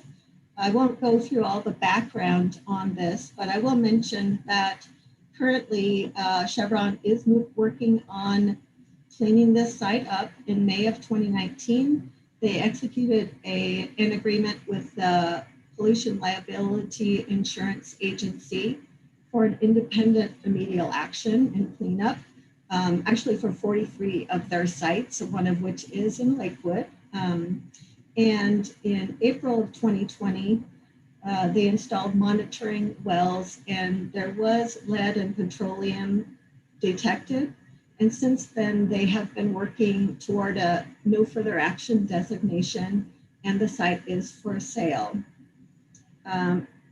We are aware that there have been several developers that have inquired about this site, including potential uses for either mixed use, a bank, or a restaurant. And that is kind of the basis to where we kind of look at what the economic impact will be for those new uses. Cleanup costs estimated when all is said and done for Chevron, they probably will have spent about $200,000 to $250,000 to get the site cleaned up. And that is about an average cost to clean up a service station such as this. Economic impact is fairly significant, even for either any of those uses. We estimate about $480,000 to $2.8 million. And just to let you know, economic impact is really evaluated by the change in employment by industry. And so that's how we come up with those numbers. Also, we would just wanted to keep in mind that this does not include induced effects. So for those new businesses that come here and the employees actually spending money within the community. And of course, increased property value and taxes, as we touched on before. The risks to the city are minimal, and that's due to the fact that it's being retained on site and the company is performing the cleanup. The only thing that we might think of in terms of staff would be potentially code enforcement if that should be needed. And then the third site is the Ken's Tire site. This one is at 9601 Gravelly. It's a little under a half an acre. There is a little bit of a risk with this property in that there is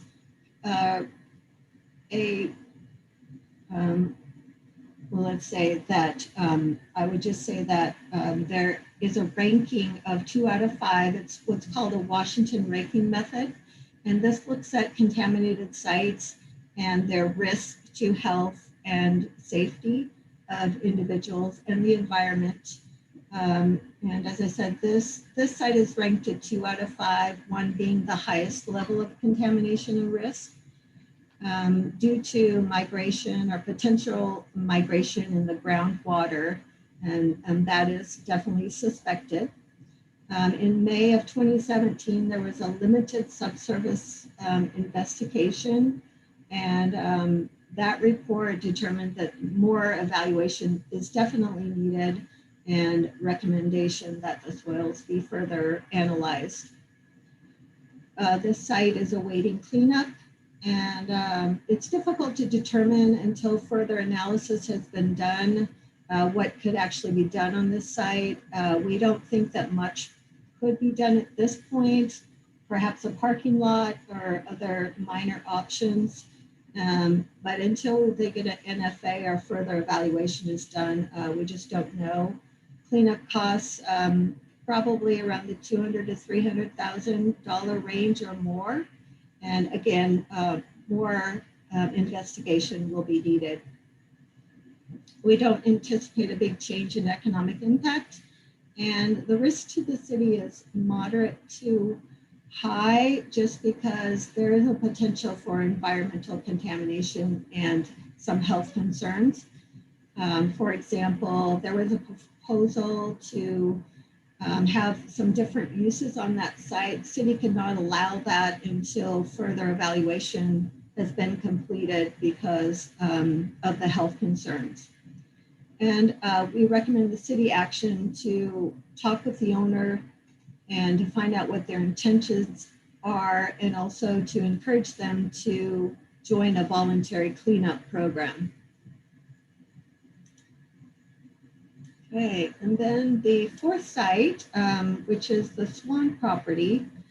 This is just under 3 acres. It was a former gas station auto repair facility. And there has been some remediation done early on. It was abandoned, and then cleanup was started again. And the property owner had executed an agreement with the Pollution Liability Insurance Agency in order to get the property cleaned up, because there is a multifamily project proposed on this property. So cleanup has been started, and most of the work has already been completed, and we're just awaiting no further action designation. The city has been involved in this with legal because there is contamination in the right-of-way. And so we've helped to draft a covenant that has been submitted to the Pollution Liability Insurance Agency, and with the hope that when the NFA is designated, it also includes the city, so it then thereby reduces the risk. And if accepted, then the property owner would be liable to any work that would have to be done in the right-of-way or otherwise. At this point in time, we estimate that their cleanup costs will be about $150,000 to $200,000, roughly. Economic impact for the new multifamily is estimated at about $560,000. And as I mentioned, there are some risks to the city, and therefore we have been involved in making sure that covenant is in place, so there's protection for the city going forward.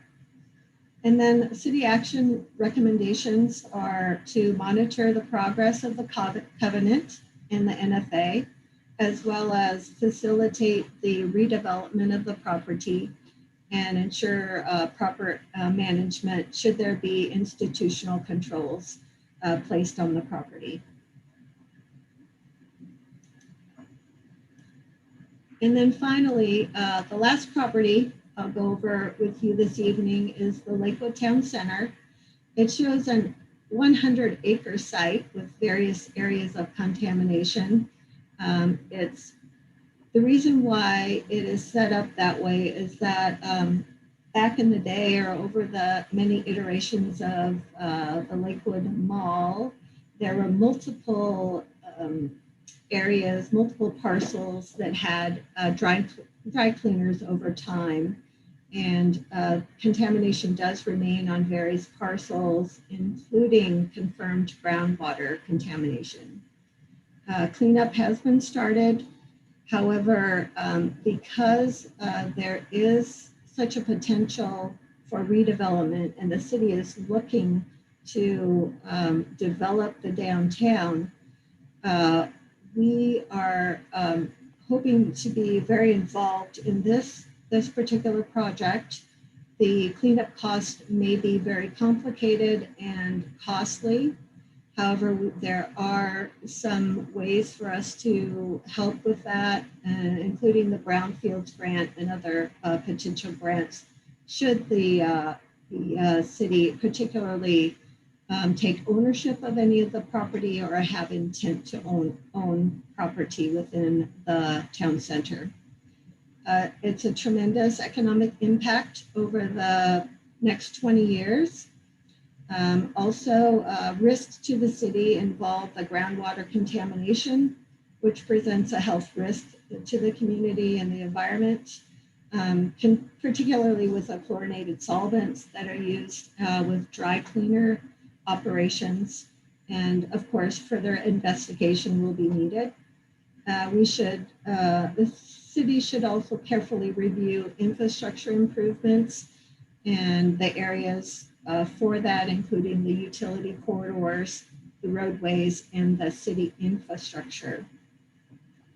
Our action items, the site will need further investigation and coordination with RPAI, who is the primary or majority property owner within the area. Of course, also with ecology, and also might include other property owners. And particularly on this one, explore grant opportunities. This site is the highest priority for the city in terms of investment of time and energy due to the downtown development plans. And then just some items for to think about in conclusion.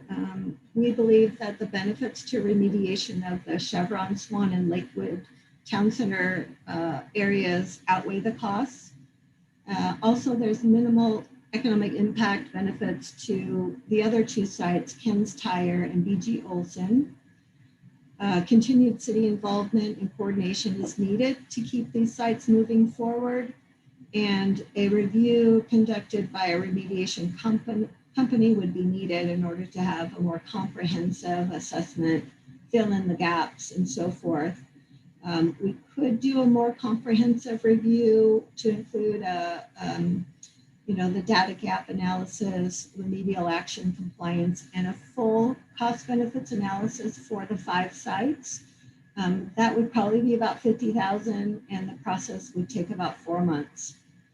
And so at this point in time, we have a few recommendations and next steps. Of course, continue the city actions for each property, explore the grant opportunities, continue to work with the various agencies, focus on the downtown, and consider the Lakewood Station sub-area sites, and then work with a specialized legal firm, as well as secure the services of a remediation consultant to help us, particularly as it relates to the downtown development. And with that, that concludes my presentation. Thank you very much, Ms. Newton. Any questions? Mr. Branstetter. Hey, Mr. Deputy Mayor. I'm Ms. Newton. With respect to the Swan Properties site at 8920 Gravelly Lake Drive, that seems to be the one of the 5 that is closest to there actually being some real redevelopment activity on it.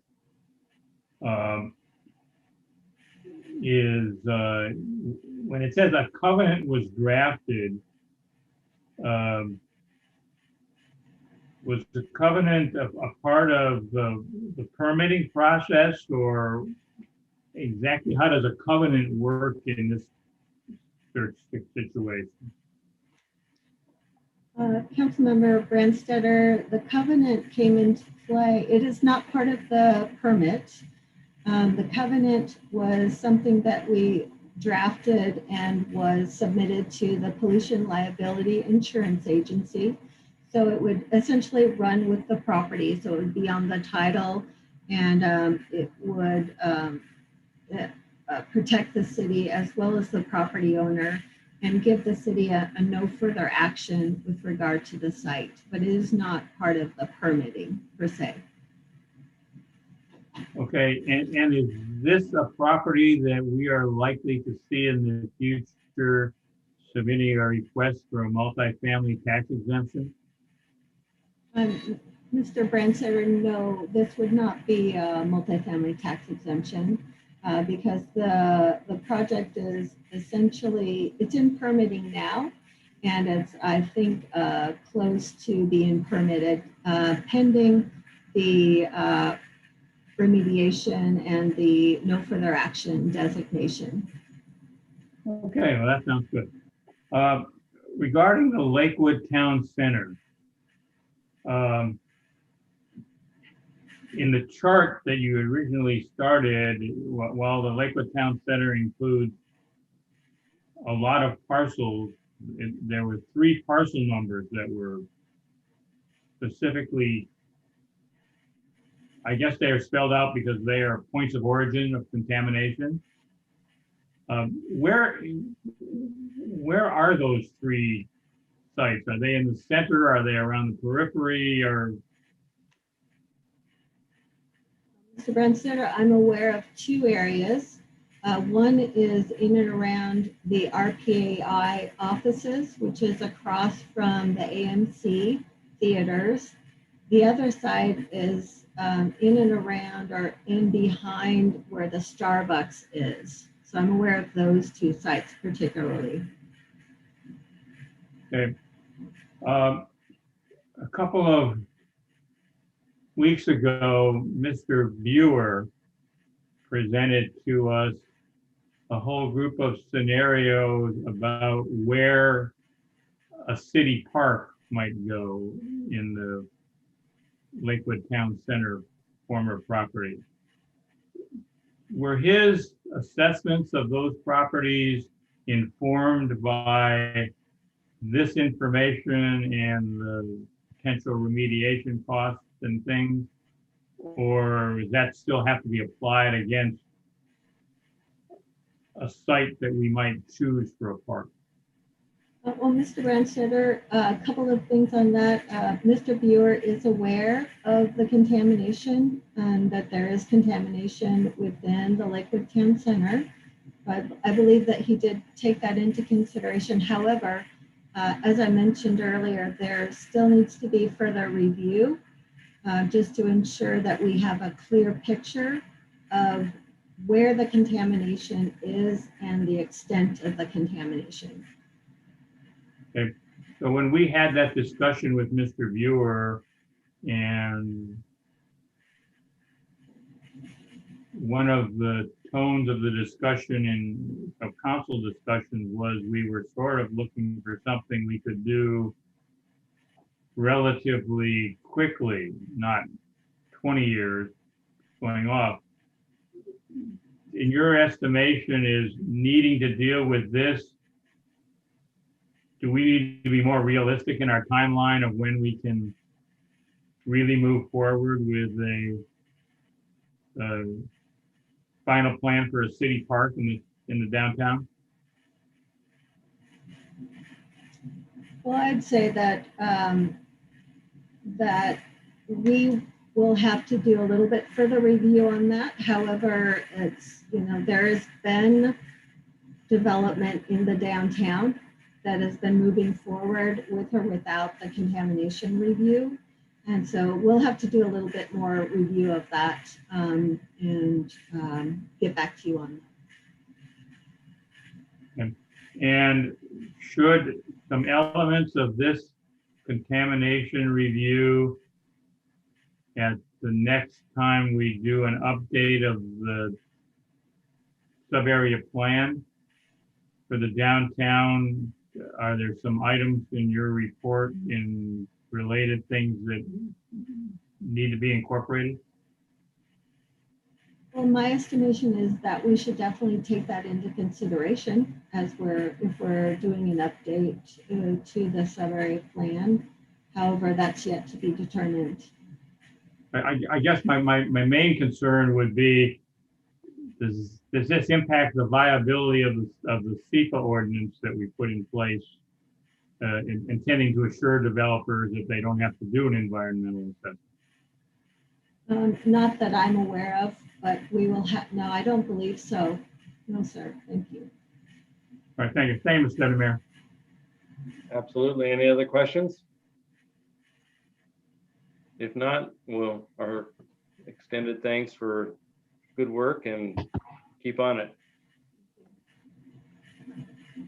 Deputy Mayor and Council, next I'd like to call upon our long range and strategic planning manager, Tiffany Spear, to give you a status update on where we are with the ARPA community engagement process. And ultimately our goal is to get back in front of you in August with a recap of all of that. And then as part of the August, September timeframe for the council to have a discussion on how you would like to then begin to invest those funds. So with that, Ms. Spear.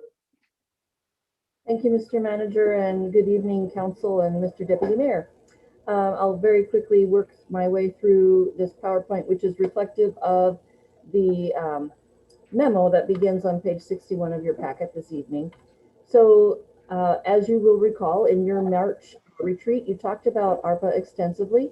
And one of the things that you directed the city to do was engage with the public, not only stakeholders, but members of the general public, to provide feedback to you on how they, either in their lived experience or in those that they represent or serve in their various groups, how ARPA should be spent, how those $13.76 million should be spent between now and the end of 2024.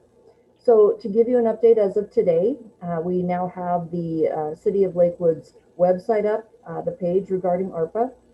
We've got information going to farmers markets and summer concert series about how to engage in a little survey that we have online. We've already met, made presentations with Lakewood's Promise, Community Collaboration, and Youth Council. And as you'll see, we have a number of others to various boards and commissions of the city over the next 5-6 weeks.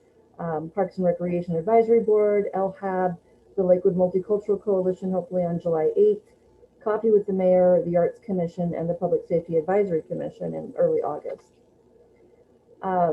We also have specific meetings that have been set aside and invitations sent out, and the council will receive invitations to these as well should you want to attend.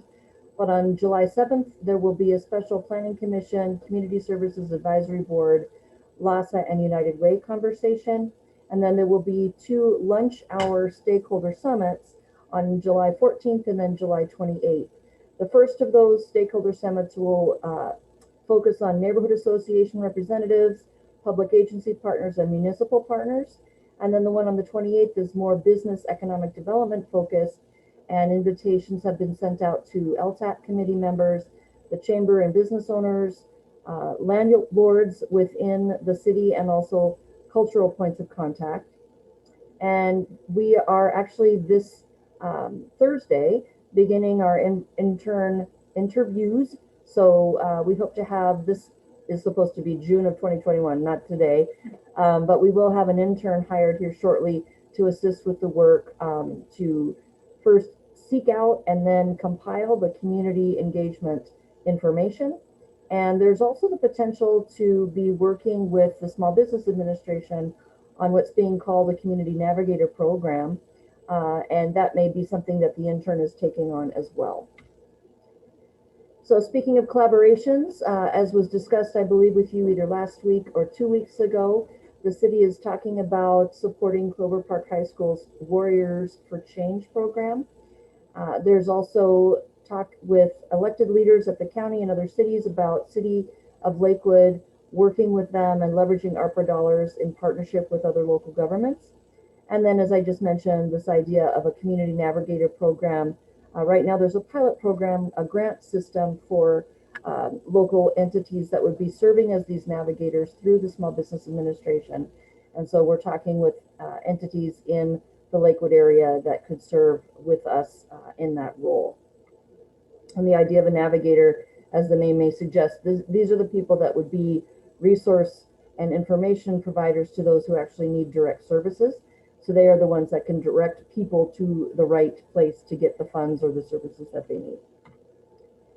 So as the manager just mentioned, we're hoping to get back in front of the council probably August 23rd to provide you a summary of the feedback that we have gotten from all of these different community engagement efforts and provide to you what I think will be a resolution that will formalize the policies and priorities for how funds may be spent over the next several years.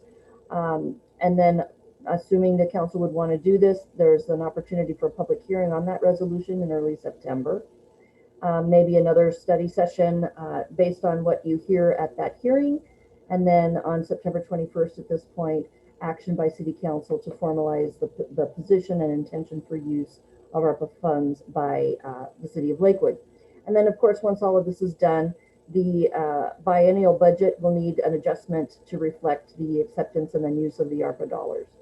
So once more, that's the website. If there's any people that are asking you questions about how the city is looking to use the funds, this is the best place to send them at this point.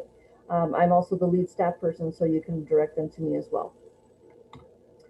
And that is my report, Mr. Deputy Mayor, if you have any questions. Thank you, Ms. Spear. Any questions? Brief questions, Ms. Spear? More to follow. Very good. Mr. Thank you. Caulfield, anything else? Yeah, just a few things to report. The first off is, your next regular meeting is anticipated to be in person, and you do have a new member, Councilmember Bell, who has joined you in recent months. And one of the things that's needed is a group picture for the council. And I would suggest that maybe you identify July 6th as an opportunity to be able to take a group picture, because right now we don't have anything to use. We're using individual head pictures of all of you. So I would just put that on the plate for you, and maybe think about it and let us know next week if that's something that you'd like to pursue. So we do it at 6:30? 6:30 would be the time frame? You could do it at whatever works for you folks. We can help accommodate. I would say, the latest would be at 6:30. That's correct, Deputy Mayor. Okay. Mr. Deputy Mayor, I won't be at that council meeting, so. I stand corrected. Okay, in July. I Sorry. stand corrected. Actually, the council member told me that. That's right, Councilmember Farmer. So at your next, so a month from now, on July 19th, or even at a study session, you could do it. But I would just ask that the council think about that. Great. I wanted to let you know, as part of the mid-biennial budget review, we will be recommending for 2022 that the city appropriate monies for our police department, for our police officers to have body-worn cameras. This would expand upon our existing program where we have in-car camera videos in all of our patrol vehicles, both marked and unmarked. The fact is, it's a best practice to mitigate liability. It also, addresses complaints and ensures policy compliance, and certainly the empirical evidence supports that. It will be a costly endeavor. Right now, we estimate the startup costs to acquire the equipment, which would be 80 cameras themselves, plus, of course, the information technology backend support, to total about $337,000. And then the ongoing cost we estimate to be approximately $322,000 a year, and that comprises of three components. The first would be an additional position for public record acts. That is something that we just do not have the capacity to handle right now. And then also, it is likely that we will have an additional resource need in the prosecuting attorney's office, because the PAs are now going to have to spend time, and that's what it's going to take, time reviewing the video itself. And so we have an estimated cost on that. Of course, as time progresses, we can certainly make adjustments to that. And then the third component would just be the amortization of the startup costs, which we estimate a life of about 5 years. So then we accumulate the monies to be able to replace the cameras and the IT equipment out in the future. So again, the one-time cost would be $337,000 plus ongoing cost of $322,000. So the year one cost would be approaching $660,000 in 2022. But we hope to have some more detailed information for you as part of the mid-biennial budget review later this fall. Also wanted to let you know, our Public Works Engineering Department, the team down there, they had a fantastic meeting with a representative of the Transportation Improvement Board. They're always willing to go out and meet with the cities and provide feedback up front before an application is submitted. And ultimately our goal is to obtain grant funding for at least one project. It'd be great to get two, but one would be just fine. And long story short, our team took them on a tour of the city last week. And so based on the feedback, we're going to be pursuing TIB funding in support of phase 2 of the JBLM North project, which would be the Washington Boulevard corridor, Steilacoom Boulevard between 87th and Weller, and also Custer between Bridgeport and 75th, and then 59th Street, an infill project between Bridgeport and 100. So 2 sidewalk projects and 2 arterial projects. The deadline submittal is August 13th, so a pretty quick turnaround to get those in. And then the TIB board normally makes their recommendations on awards sometime about November, right around the latter part of November or so. As you know, a lot of construction going out in the city. The Steilacoom Boulevard project between Custer and Weller is going to have some nighttime shutdowns beginning next Wednesday for the 3 following Wednesdays. The road will shut down at 9 p.m. and be closed to about 5 a.m. And the reason being is TPU needs to install those big utility poles. Typically, what they'll do is they'll show up and they'll lay them down and then they'll stand them up. However, because of the location of the poles and where they need to be relocated to, the poles, which are 100-foot long, need to be lifted in the air and they need to be placed over the transmission wires, which are 85 feet in the air. So a fairly considerable exercise to do that. So unfortunately, we're going to have to close down that road on several Wednesdays in a row, again from 9 p.m. to 5 a.m. And the first time that will occur will be on next Wednesday, June 30th. Population, I know we're still waiting for the Census Bureau to come out with the official 2020 population estimates.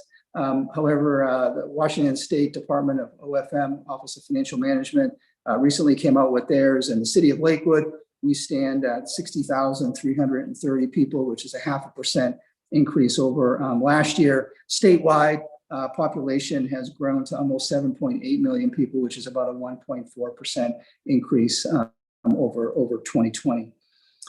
Independence Day is coming up, which means fireworks. And wanted to let you know that the fire district, they have issued permits to 11 fireworks stands, which is about average. I think a couple of years ago, I think at one time we had 14, but we have 11.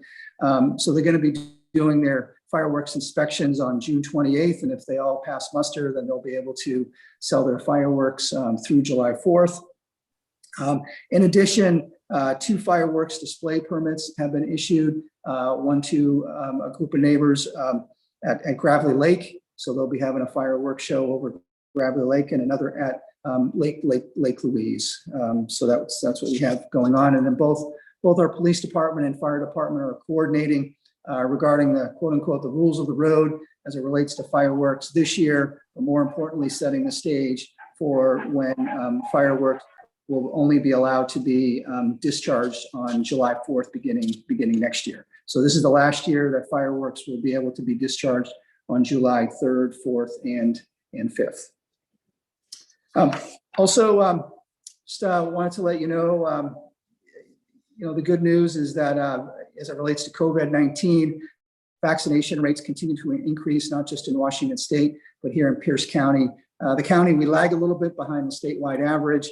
However, some really good news is that the number of new COVID cases and the accompanying hospitalizations related to that have really come down quite drastically over the last few weeks. So we're seeing fewer and fewer cases, new cases, and we're seeing fewer and fewer hospitalizations. So we're certainly, as a region, trending in the right direction.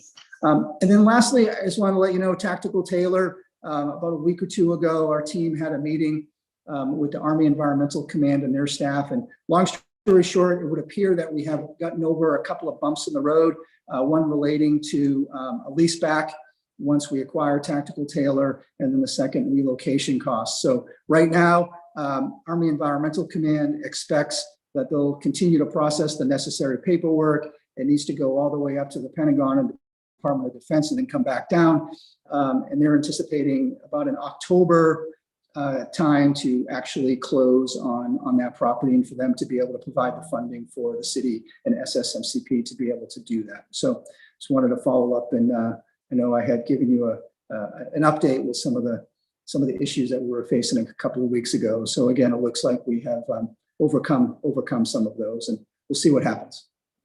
So that with that, Deputy Mayor and Council, that's my report. Very good, sir. Any questions for the city manager? Great, thank you. With that, we'll go to council comments. Ms. Moss. Thank you, Mr. Deputy Mayor. Briefly, I just wanted to share that I spent some time at Ruston Way over the weekend. And what I observed was the majority, they have the mixed use. I know we've talked about this for Lakewood. They have the mixed use homes and businesses and so forth. What I noticed is that the majority of the people in those areas that are renting, they are between the ages 25 and 40 years old. So I was thinking that maybe in some of the comments that were made, there was that if you want the young people to stay in your city, you need to have that type of mix. So I just wanted to share that. And also the artwork, I was impressed. It all relates to Ruston Way. You can tell it's that in that area. So I hope when we get to see ours that it's going to talk about Lakewood. It's going to mirror Lakewood. So that's all I have. Thank you very much. Mr. Branstetter. I'm good, Mr. Deputy Mayor. Mr. Boki. I'm good. Ms. Bell. I'm good. Wow. Ms. Farmer. Also good. Good, good, good. All right. Well, then I will say I'm good. We did attend the regional council meeting, Pierce County Regional Council on Thursday. They continue to review the countywide planning policies. Ms. Spear did an excellent job presenting on behalf of the city for the military piece of the work, and more to follow on that. Just a little, not really a point of personal privilege. I went over to the Lakewood Police Department on Wednesday to meet with officers, just to kind of express my support, which I believe is collectively our support for the fine work that they do. Given this sort of era of national politics and concern about community policing, what it is, what it isn't, I just wanted to extend my heartfelt appreciation for the good work they do that does get recognized. So that's it. In the absence of any other questions, Mr. Caulfield, are you sure you don't have another 30-minute report, something like that for us? You good? All right. Okay.